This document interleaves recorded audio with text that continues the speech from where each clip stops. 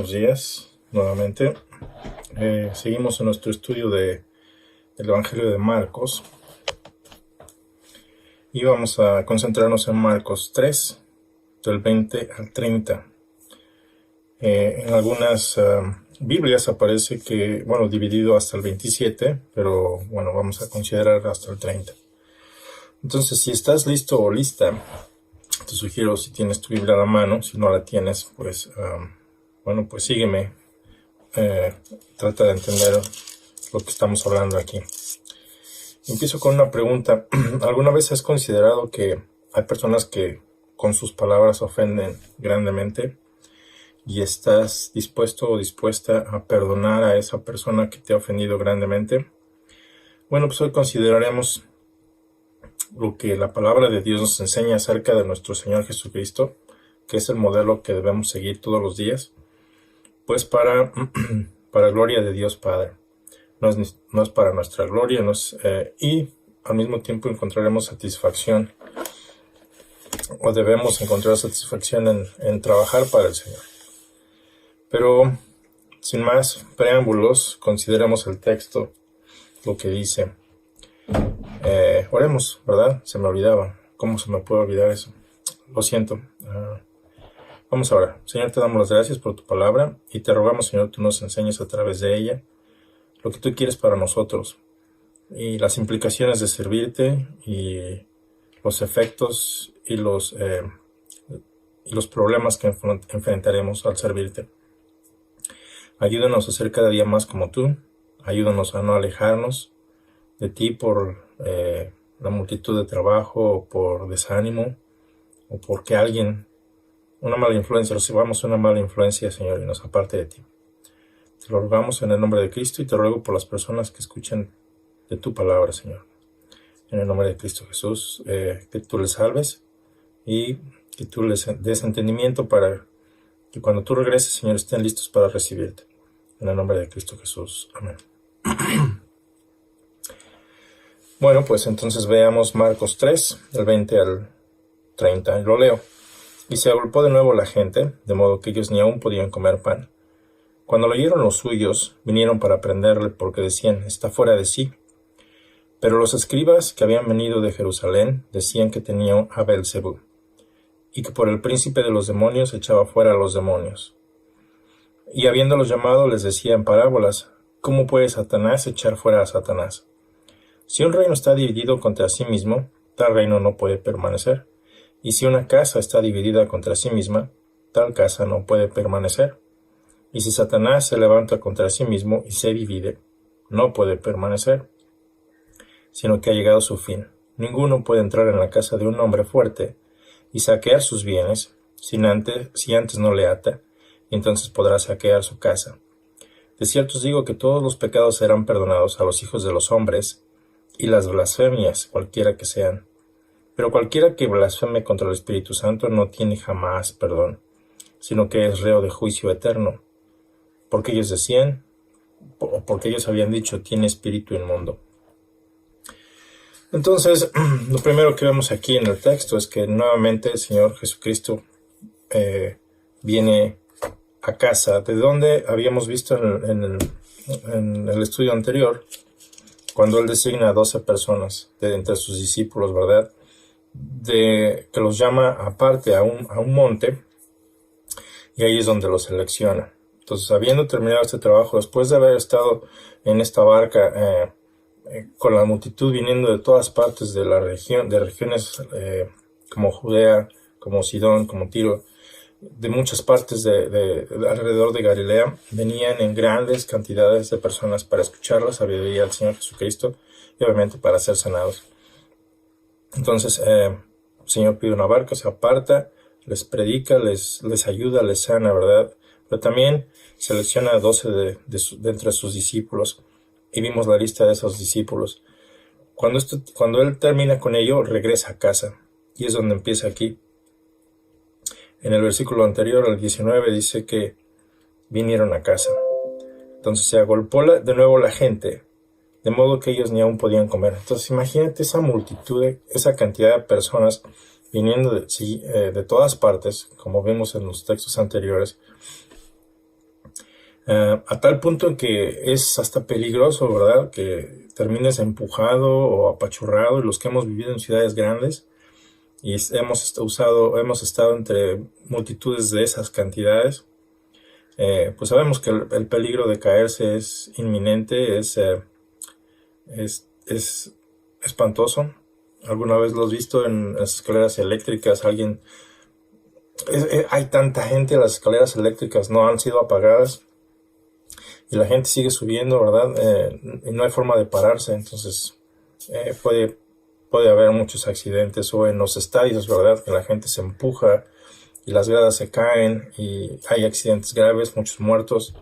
Entonces tú que entiendes el estar entre multitudes, sabes que es un problema, ¿verdad? Por eso el Señor Jesucristo pedía una barca para no ser apachurrado. Pero aquí nuevamente la gente escucha que viene a casa, a Capernaum, aparentemente donde Pedro se hospedaba, y pues la gente se reúne en grandes masas, en grandes cantidades, hasta el punto que ninguno de ellos podía comer. Entonces aquello era una locura, así me lo imagino, una locura. Y no solo yo me lo imagino así, sino que cuando lo oyeron los suyos, es decir, sus familiares, sus parientes, versículo 21, vinieron para aprenderle. Y es una frase que se usa en otros lugares para dar la idea de un arresto. Entonces de esa manera vinieron su gente, sus propios familiares, pues según ellos, para ayudarle, ¿verdad? Decían aquí, está fuera de sí. Tú y yo usamos la frase, pues, está loco, ya se enloqueció por lo que está haciendo, no está comiendo, no deja de ayudar a la gente, esto ya está fuera de control. Entonces debemos ayudarle, debemos ir por él y debemos de interrumpir su ministerio. No sé si lo pensaron de esa manera, pero eso es lo que estaban haciendo, al punto en que pues ya pensamos que está loco. Entonces tú y yo muchas veces vamos a recibir ese criticismo cuando llegamos al punto de que parece que somos fanáticos. Y no, pero es cuando tú entiendes realmente, o cuando entendemos realmente que hay una eternidad delante de nosotros, y no nos parece de esa manera porque cada día vivimos y parece que la vida está ahí para ti, para mí, para tomarla. Entonces muy pocas veces nos detenemos a pensar que hoy podríamos morir. Y cuando pensamos de esa manera se nos dice que somos negativos. Debemos ser positivos, debemos pensar que todo va a estar bien. Y sí, eso no está mal, pero no es todo, porque no eres inmortal, ¿o sí?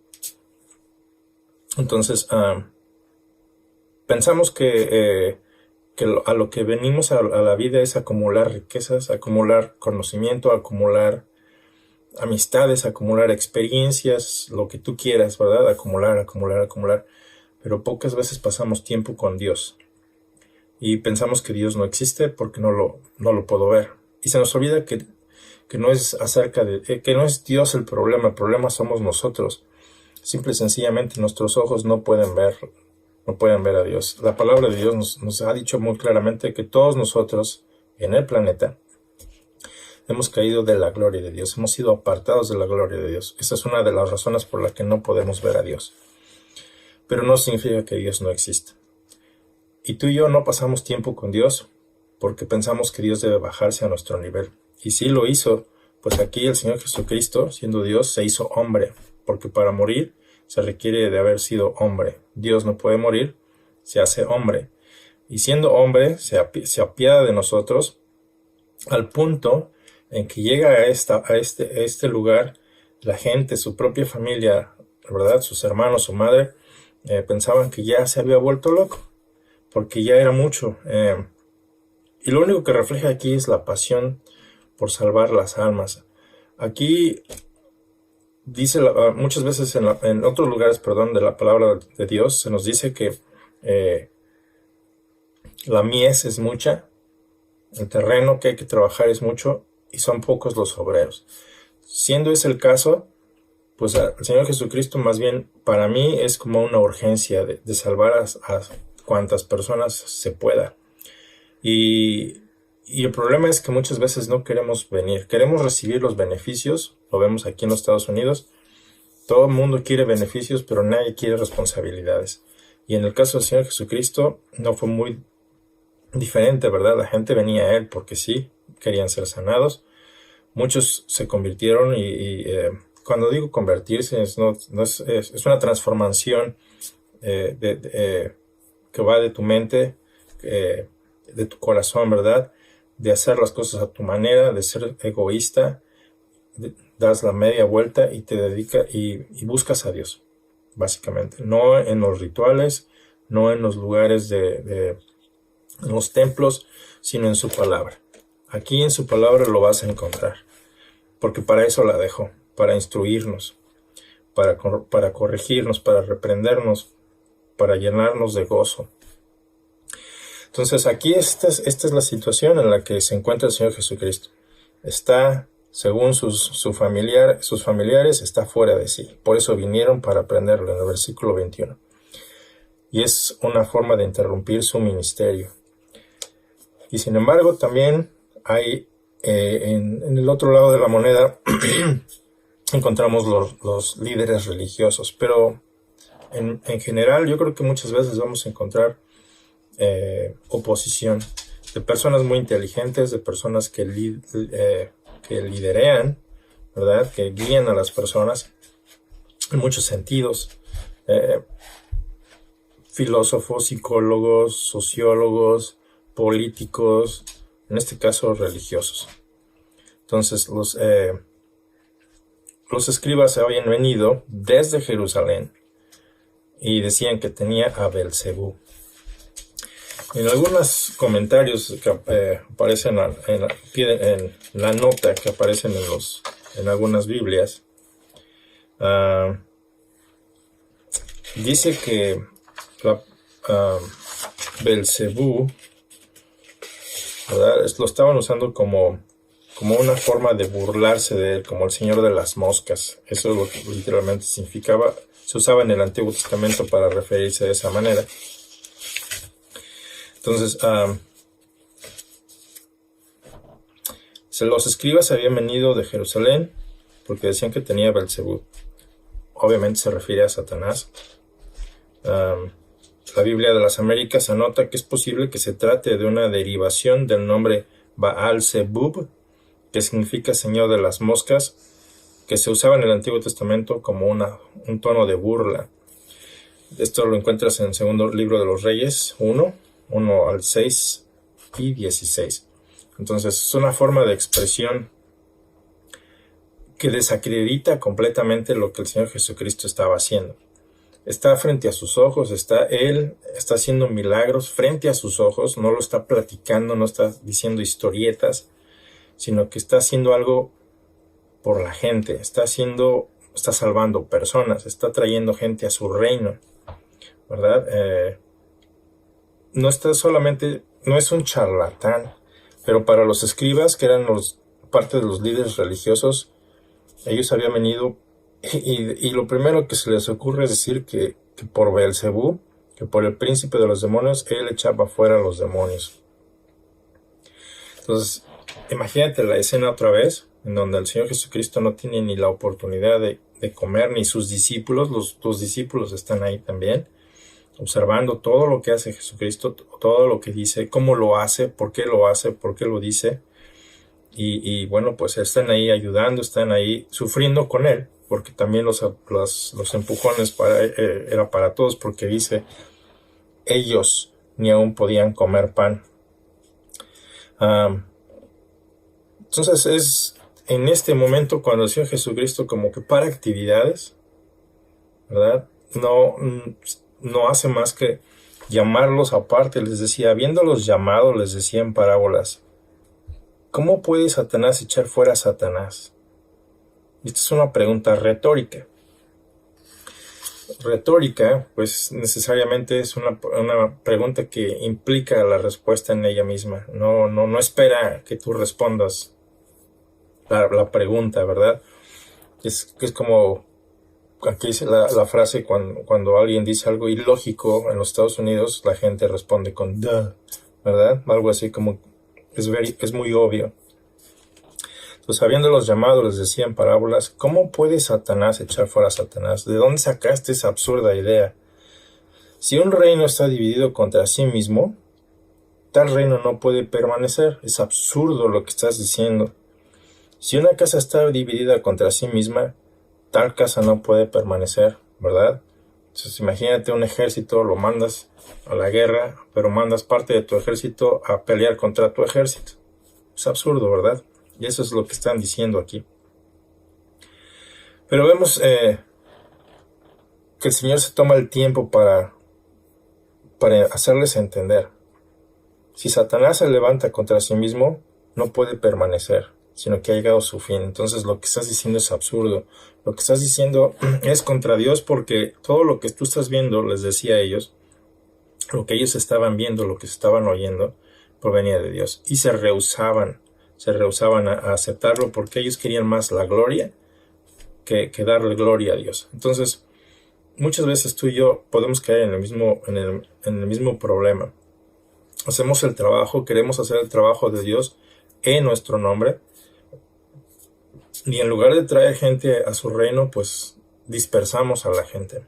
Por eso dice en Lucas, del mismo texto, Lucas 11, me parece, dice Lucas 11:23, el que no es conmigo, contra mí es, y el que conmigo no recoge, desparrama o dispersa. Entonces, como lobos en medio de las ovejas, lo que hacen las ovejas es dispersarse. Y tú eres uno de ellos, ¿no? Un lobo cuando no estás con Cristo, cuando no trabajas con Cristo. Entonces aquí vemos el incansable trabajo de nuestro Señor Jesucristo. Muchas veces tú y yo nos quejamos porque estamos cansados o que pensamos que no tenemos tiempo para el ministerio, simplemente no participamos o no queremos participar, o si estamos ya en el ministerio queremos claudicar, queremos dejar de hacerlo porque pues es mucho el trabajo. Y la verdad es que cuando el Señor Jesucristo nos llamó, no nos llamó a descansar, no nos llamó a irnos a la playa, a darle gracias a Dios por todo, sino aquí vemos al Señor Jesucristo trabajando, y por supuesto en medio de oposición de toda clase, ya sea por medio de tus familiares, vas a tener oposición por medio de gente muy inteligente, ¿verdad? Pero que espiritualmente está muerta. Entonces, aquí usa el Señor Jesucristo parábolas. ¿Qué son las parábolas?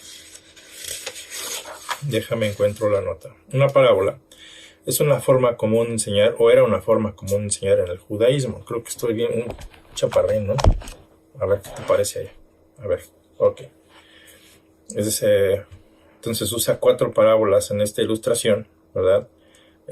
Quiero decir que usa 4 parábolas para ilustrar las incongruencias de los escribas. Y muchas veces tú y yo somos incongruentes en cuanto a las opiniones de estos dos distintos reinos que tenían, el reino de Dios y el reino de Satanás, en los cuales tú y yo vivimos, ya sea que vivas en el reino de Satanás o en el reino de Dios, en las reglas de Satanás o en las reglas de Dios, en las destrucciones de Satanás o en las bendiciones de Dios. Y esa es la decisión a la que Dios nos permite, nos expone, nos pone a prueba. En fin, ¿qué es una parábola? Las parábolas eran una forma común de enseñar en el judaísmo, y una parábola es una analogía larga que frecuentemente se dice en forma de historia. Una parábola requiere de mucha mayor explicación que una analogía, y el Señor Jesucristo las usaba cada vez más para oscurecer la verdad ante los incrédulos, y al mismo tiempo las hacía más claras a sus discípulos. Entonces, ¿cómo puede entonces Satanás echar fuera a Satanás? ¿Verdad? Eso es algo absurdo y lógico, y utiliza esas 4 preguntas. Si una casa está dividida contra sí misma, tal casa no puede permanecer. Si Satanás se levanta contra sí mismo y se divide, no puede permanecer, sino que ha llegado a su fin. Entonces, ninguno puede entrar en la casa de un hombre fuerte, en el caso de Satanás, y ese ninguno sería el Señor Jesucristo, ¿verdad? Mucho más fuerte, con poder, para saquear sus bienes. No, nadie puede hacer eso si antes no le ata, y eso es lo que el Señor Jesucristo estaba haciendo. Entonces la explicación era muy obvia. Lo que yo hago, decía el Señor Jesucristo, es en el nombre del Dios. Y el hecho de que tú digas, y ojo aquí, digas, ¿verdad? Nuestra boca muchas veces nos mete en problemas. Y no lo vemos así porque pensamos que estamos en lo correcto. Estos escribas, siendo maestros de la ley, ¿verdad? Maestros e intérpretes de la ley, pues pensaban que estaban en lo correcto. Pero más bien ellos no ponían atención a su corazón, no analizaban lo que estaban diciendo, quizás su envidia, quizás su necedad de ser reacios, ¿verdad? A cambiar de opinión, a verdaderamente observar lo que está pasando frente a sus ojos, por esa gloria que ellos desean, por ese deseo de honor, ese deseo de reverencia de medio mundo, les ciega completamente. Entonces no pueden ver lo que está pasando. Es imposible que Satanás trabaje de esa manera, ayudando a la gente. Es imposible que Satanás destruya a la gente y después quiera sanarles. Entonces es algo absurdo. Satanás vino a robar, Satanás vino a destruir. Entonces el Señor Jesucristo está saqueando sus bienes, ¿verdad? Porque todo le pertenece a Él. Le está quitando el reino a Satanás porque es su reino, finalmente. Entonces estos escribas, estos religiosos, estos líderes, no pueden ver lo que el Señor Jesucristo está haciendo. Entonces Jesucristo se toma el tiempo para aclararlo, para aclararnos, ¿verdad? Para que notemos la diferencia entre el reino de Dios y el reino de Satanás. Dice que de cierto os digo, y aquí eso es algo importante que tú y yo debemos considerar. De cierto os digo que todos los pecados serán perdonados a los hijos de los hombres, cualquiera que sea. Y cualquier cosa que tú digas, blasfemias en contra de Dios, serán perdonadas. Pero no va a ser perdonado cuando tú blasfemas en contra del Espíritu Santo. Dice, de cierto os digo que todos los pecados serán perdonados a los hijos de los hombres. Todos. Obviamente no es una licencia para irte a pecar, ¿verdad? Sino que está yéndose al extremo. Cualquiera que sea tu estilo de vida o que hayas llevado tu estilo de vida, ¿verdad? Adulterio, fornicación, mentiras. Tenemos una lista larga de todo ello. Cualquiera que haya sido tu estilo de vida. Cuando tú reconoces que eres transgresor de las leyes morales de Dios, cuando eres transgresor en el reino de Dios, que no te ajustas a sus estándares y reconoces eso y vienes a Dios y le pides perdón por tu culpa, porque es una gran culpa, si no, no moriríamos, ¿verdad? Si no, el Señor Jesucristo tampoco habría muerto en tu lugar y en mi lugar por causa de nuestra desobediencia. No es algo que usamos para espantarte, ¿verdad? Para controlarte. Haz lo que tú quieras si tú quieres, pero tiene consecuencias. Consecuencias que te van a llevar a la eternidad, en donde no vas a tener paz. Todo lo que vemos aquí, el deleite, ¿verdad? Lo que es, por ejemplo, la luz, la luz natural que vemos todos los días, que nos permite ver las cosas, el oxígeno que recibimos, el privilegio de hablar, el privilegio de tener amistades, el privilegio de ver, de respirar, de pensar, de comer, de descansar, de irse de vacaciones. Todos esos privilegios provienen de Dios. En el infierno, donde a nadie nos gusta hablar de ello y pensamos que no es real, porque no hemos estado ahí. En México escuché alguna vez que se dice no se requiere estar muerto para vender un ataúd, ¿verdad? Entonces lo mismo, no necesito ir al infierno para decirte y regresar y decir, oye, sí existe y mira mis quemaduras. No, es una advertencia porque es grave. Cuando llegues ahí ya no hay salida. Entonces, todos los pecados serán perdonados, ¿verdad? De librarte de caer en ese infierno eternamente. Para eso vino Dios mismo a rescatarnos. Pero lo absurdo es que seamos tan necios, que lleguemos al punto de nuestra religiosidad de declarar que las obras de Dios le pertenecen a Satanás. Y eso es imperdonable. Adjudicar a Satanás lo que Dios hace. Y lo contrario, adjudicar bueno, ya me hice bolas aquí, pero adjudicar a Satanás lo que Dios hace y adjudicar a Dios lo que Satanás hace, ¿verdad? Entonces vemos ahí las falsedades de falsos creyentes, de falsos maestros, diciendo que en el nombre de Dios esto o aquello, cuando Dios no ha dicho o no ha hecho. Entonces vemos que eso es una mala representación de Dios, que es una mala aplicación de la palabra de Dios, es un uso ilegal de sus palabras para ganar dinero, para ganar placer, para engañarte. Y por lo mismo, lo que decía el Señor Jesucristo, si no estás recogiendo con Él, te esparramas, esparces, estás esparciendo a su rebaño. Y quizá tú seas uno de ellos o ellas, que en lugar de venir al Señor Jesucristo tienes tus dudas y todavía no quieres venir a Él, porque piensas que la religión es absurda, no sé, es para controlarte, pero no es el caso. El punto es que cuando Marcos nos está describiendo lo que el Señor Jesucristo está haciendo, nuevamente estos religiosos entran en un debate con Cristo. Pero a este punto ya no les importa ni siquiera la verdad. Ya hablan por hablar, hablan con amargura de corazón, con enojo, con envidia, con resentimiento, pues podremos llenar su lista de transgresiones, ¿verdad? Pero su boca refleja lo que hay. Nuestra boca refleja lo que tenemos en el corazón. ¿Cierto o no? Entonces hablamos al punto de blasfemar. Y ojo, mucho ojo. Por eso debemos controlar nuestra boca. Recordarás en Santiago que Santiago nos dice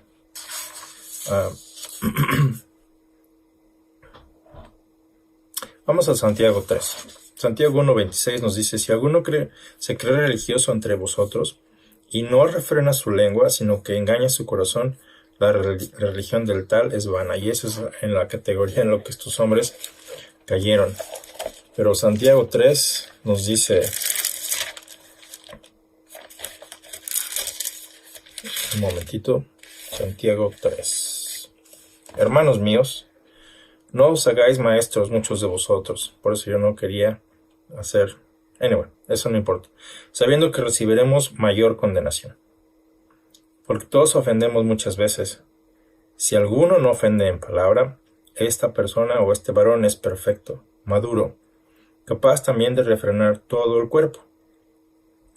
He aquí nosotros ponemos freno en la boca de los caballos para que nos obedezcan, y dirigimos así todo su cuerpo. También miran las naves, aunque tan grandes y llevadas de impetuosos vientos, son gobernadas con un muy pequeño timón, por donde el que las gobierna quiere. Así también la lengua es un miembro pequeño, pero se jacta de grandes cosas. He aquí cuán grande bosque enciende un pequeño fuego. Y la lengua es un fuego, un mundo de maldad. La lengua está puesta entre nuestros miembros y contamina todo el cuerpo e inflama la rueda de la creación, y ella misma es inflamada por el infierno. Porque toda naturaleza de bestias, de aves, de serpientes y de seres del mar se doma y ha sido domada por la naturaleza humana. Pero ningún hombre puede domar la lengua, que es un mal que no puede ser refrenado, llena de veneno mortal. Con ella bendecimos a Dios y con ella maldecimos a los hombres que están hechos a la semejanza de Dios. De una misma boca proceden bendición y maldición. Hermanos míos, esto no debe ser así. ¿Acaso alguna fuente echa por una misma abertura agua dulce y amarga? Hermanos míos, ¿acaso la higuera puede producir aceitunas? ¿O la vid higos? Así también ninguna fuente puede dar agua salada y agua dulce. Y Santiago usa también ese tipo de retórica, ¿verdad? Vemos que sí recibió esa influencia del Señor Jesucristo, ocupa la retórica para hablar pues, de algo que no requiere de respuesta. Obviamente no, ¿verdad? La respuesta es no. Pero esa es nuestra boca, y esa es la boca de los escribas. ¿Cómo podemos adjudicar a Dios algo que no hizo, verdad? Perdón, a Satanás. Adjudicar a Satanás algo que él no está haciendo. Entonces, ninguno puede entrar en la casa de un hombre fuerte y saquear sus bienes si antes no le ata. Entonces podría saquear su casa.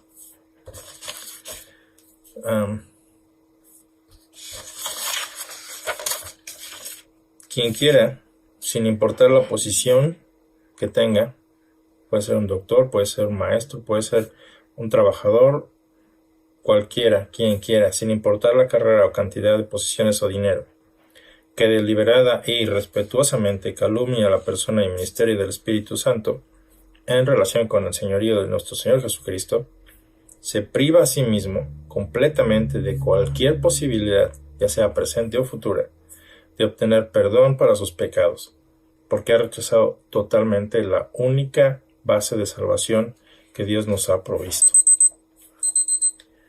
Entonces, blasfemar es algo terrible, es algo que uno dice en contra de algo, en este caso de Dios. Está confinada a difamar de la divinidad de Dios, básicamente de su majestad. Entonces, no nos ayuda mucho el permitir que nuestra boca pues blasfeme. En teología, esta expresión es una ofensa e injurio, es una expresión ofensiva e injuriosa contra Dios y contra las cosas sagradas. Aquí quise escribir lo que está en griego, pero básicamente dice que es lento o estúpido, herir,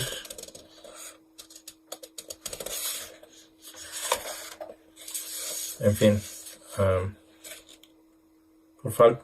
Esta semana no tuve mucho tiempo para prepararme adecuadamente, lo vas a notar, pero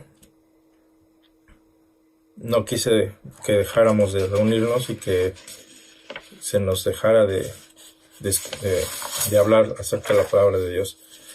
Sin embargo, el texto nos dice, en otras palabras, que dentro de todo este tumulto, lo que el Señor Jesucristo de su corazón hacía y anhelaba, ¿verdad? Con su compasión, hay personas que interrumpen su ministerio, hay personas de su familia, hay personas externas que se oponen completamente a la obra del Señor Jesucristo, y tú y yo vamos a encontrar esa oposición, básicamente.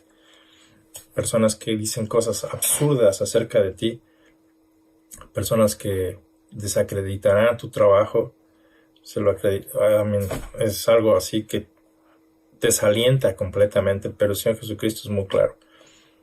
El Señor Jesucristo se da media vuelta, les llama aparte y les dice, a ver, ¿qué estás diciendo? ¿Qué absurdo estás diciendo? No hay nadie que pueda entrar a una casa de un hombre fuerte y sacar sus bienes y antes no le ata. ¿Acaso Satanás puede levantarse en contra de sí mismo?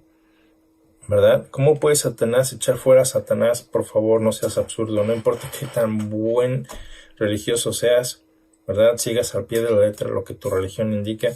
Si tu amor por las personas está nulo, Santiago dice que nuestra religión está vacía y muerta. Si nuestras obras están muertas, nuestra religión es vana, es vacía. Entonces, de cierto os digo que todos los pecados serán perdonados a los hijos de los hombres, todos, y las blasfemias, cualquiera que sean. Nuevamente, este pasaje no está indicando que puedas pecar, sino el extremo, ¿verdad? Es un extremo al que a veces llegamos y hay un límite. No cruces el límite, no te vayas ahí donde no entiendes, ¿verdad? Y por tu absurdo razonamiento declares algo con tu propia boca que te ponga en una posición de no ser perdonado absolutamente en nada. Entonces, hoy gozamos de misericordia, hoy gozamos de gracia que no merecemos para venir al Señor Jesucristo. Y esa es la invitación que te hago el día de hoy. Observa quién es el Señor Jesucristo, no lo que yo te digo, lo que Él hizo. Marcos para eso escribió su evangelio. Es un evangelio muy dinámico que te dice que va de acción en acción, pam, pam, pam, pam, ¿verdad? Hasta que nos dice cómo el Señor Jesucristo hacía las cosas. Y estas son sus acciones y sus confrontaciones con otras personas. Entonces, la invitación es que tú vengas a Cristo, que tú no te quedes ahí esperando que el Señor Jesucristo se presente delante de ti a darte explicaciones, ¿verdad?, de quién es Él. Ya lo hizo. Cuando Él dijo que estaba concluido es porque su obra está completa, la obra de salvación que no te pertenece a ti, es un regalo que Él te da. Si la quieres rechazar, bueno, pues es tu decisión, tiene consecuencias eternas. Espero que no lo hagas, espero que recibas al Señor Jesucristo y que no rechaces su oferta. Entonces, vamos a dejarlo ahí. Considera lo que te digo. Cuidado con lo que tu boca dice. Cuidado con lo que tú pones en el corazón, porque de la abundancia del corazón habla la boca. Si no tienes abundancia de la palabra de Dios, tu boca no puede hablar de la palabra de Dios. Si no tienes abundancia de la palabra de Dios, lo que vas a decir es un absurdo, y lo que vas a decir no es a favor de Dios, sino en contra de Dios, lo cual puede llevarte a algo imperdonable. Entonces, ven a Cristo, porque Él dio su vida por ti. Él dio su vida para que tú no tuvieras que morir. Y ahí es donde tú tienes la oportunidad de hacerlo el día de hoy. Pídele, pues como cuando estás platicando con otra persona, pídele perdón por tus transgresiones y pídele que Él sea el que dirija tu vida a través de su palabra. Pídele que su espíritu, a quien Él le está diciendo, ojo, no peques contra Él, sea quien te guíe. El que pecare o blasfeme contra el Espíritu Santo, blasfeme, hablar, no tiene jamás perdón. Entonces pídele que te ayude, pídele que el Espíritu Santo sea quien te ayude, quien te guíe, quien te haga entender lo que la palabra de Dios tiene que decir. Todo esto pasó porque estas personas decían que Jesús tenía un espíritu inmundo. Lo que hacemos en el nombre de Cristo, lo que hacemos para Dios, proviene de Dios, no de nosotros, si es que el Espíritu Santo mora en ti. Entonces, nosotros no tenemos un espíritu inmundo, hemos recibido el Espíritu de Dios para hacer el trabajo que se nos encomendó, que es la expansión del reino de Dios. No de una manera religiosa, sino de una manera práctica, una manera que satisfaga los estándares de Dios para la vida, en el que tu amor por las personas sea real, en el que tu amor por Dios sea real, no un ritual, no algo que se practique así hasta el aburrimiento, no, algo real, como tu propia familia, tratar a las personas como tu propia familia, aún mejor, amar a las personas, amar a Dios como tu propio Padre. En fin, entonces vamos a dejarlo ahí, Dios te bendiga y vamos a orar. Gracias, Padre, por tu palabra, sé que esto fue algo muy rápido como una cápsula, pero rogamos, Señor, que nos ayudes en nuestras múltiples actividades, como en el caso. Es cansado, Señor, hacer varias cosas a la vez. No son excusas, sino que veo aquí en el ejemplo de nuestro Señor Jesucristo que a pesar de su propio cansancio, Señor, Él nunca cedió, sino que pues en su compasión amaba a la gente, ayudaba a la gente, predicaba tu palabra, traía gente a ti, Señor, porque la verdad es de que hay un juicio que viene, no sabemos cuándo, eso no es nuestro asunto, sino que vendrá, porque tú lo estableciste, y nos estás librando de un juicio eterno en el que nos condene para siempre, sino que nos has dado vida eterna a través de Cristo. Y eso es a lo que enviaste a tu Hijo, morir en nuestro lugar, por lo cual te damos gracias el día de hoy. Ayúdanos a ser como Cristo, ayúdanos a ponernos a trabajar, hay muchas cosas que hacer, y ayúdanos en nuestra debilidad, cuando tenemos una infinidad de excusas para no hacer el trabajo. Te rogamos, Señor, nos des fuerza, nos ayudes a ser disciplinados para estudiarte tu palabra, para entrenar nuestras mentes en tu palabra y para poder proclamarla propiamente. En el nombre de Cristo Jesús. Amén. Que Dios te siga bendiciendo.